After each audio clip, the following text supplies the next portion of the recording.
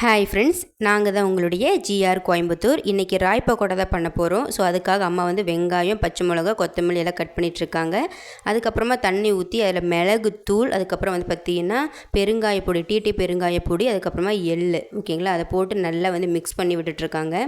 So mix பண்ணதுக்கப்புறம் இந்த cut பண்ணி வச்சது எல்லாத்தையுமே வந்து பார்த்திங்கன்னா அதில் போட்டுட்டு நல்லா உங்கள் கைப்படவே வந்து பார்த்திங்கன்னா அந்த வெங்காயம் ஒன்றா ஒட்டி இருக்குள்ள அதெல்லாம் தனித்தனியாக வர மாதிரி நல்லா கையில் வந்து பிசைஞ்சு விட்டு பண்ணுங்கள்.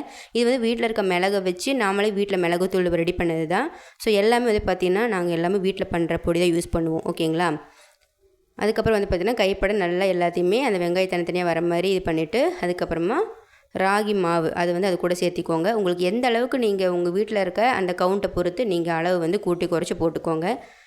ராகி பவுடரே போட்டுட்டு இப்போ அதையும் வந்து பார்த்திங்கன்னா நல்லா கைப்பட நீங்கள் மிக்ஸ் பண்ணணும். கூடவே வந்து பொட்டுக்கல்லை மறக்காமல் எடுத்து வச்சுக்கோங்க. பொட்டுக்கல்லையும் கொஞ்சம் அது கூட மிக்ஸ் பண்ணிவிட்டு நல்லா தண்ணியை வந்து லேசாக மட்டும் தான் தெளிக்கணும், ரொம்ப தெளிக்கக்கூடாது. இப்போ பாருங்கள், அம்மா வந்து சும்மா லைட்டாக தண்ணி தெளிப்பாங்க.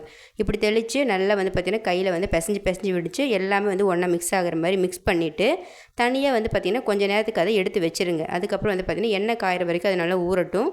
இப்போ மந்த்ரா கல்யாணம் ஊற்றியாச்சு. கொஞ்சம் நேரம் எண்ணெய் நல்லா காயணும். எண்ணெய் காஞ்சதுக்கப்புறமா அந்த பிணைஞ்சி வச்சதை மறுபடியும் ஒரு பெரட்டிட்டு உங்கள் கைப்படவை எடுத்து எண்ணெயில் வந்து நல்லா உதிர்த்துங்க. பாருங்கள் எப்படி வந்து எண்ணெய் காஞ்சிருக்கணும். இந்த அளவுக்கு எண்ணெய் வந்து நல்லா காயணும்.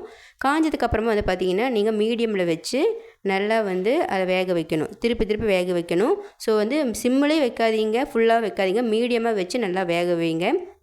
வெந்ததுக்கப்புறமா உடனே எடுத்துடுறாங்க. நல்லா திருப்பி எல்லா பக்கம் வெந்துருச்சான்னு பார்த்துட்டு அதுக்கப்புறமா எடுத்து வைங்க, சரிங்களா. ஸோ இப்போ வந்து ஒரு செட்டு வந்து பார்த்திங்கன்னா அம்மா வந்து ரெடி பண்ணிட்டாங்க. ஸோ இப்போ வந்து தனியாக வந்து இதை எடுத்து வச்சுட்டு அதுக்கப்புறம் வந்து பார்த்திங்கன்னா நம்ம நெக்ஸ்ட்டு செட்டு போடுறதுக்கு வந்து இப்போ ரெடி பண்ணிகிட்ருக்கோம்.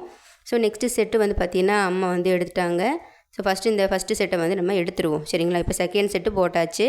இதுவும் வந்து பார்த்திங்கன்னா நல்லா வேகட்டும். நாங்களும் ராய் பக்கோடா செஞ்சுட்டோம், நீங்களும் செஞ்சு சாப்பிடுங்க. Thank you, bye bye.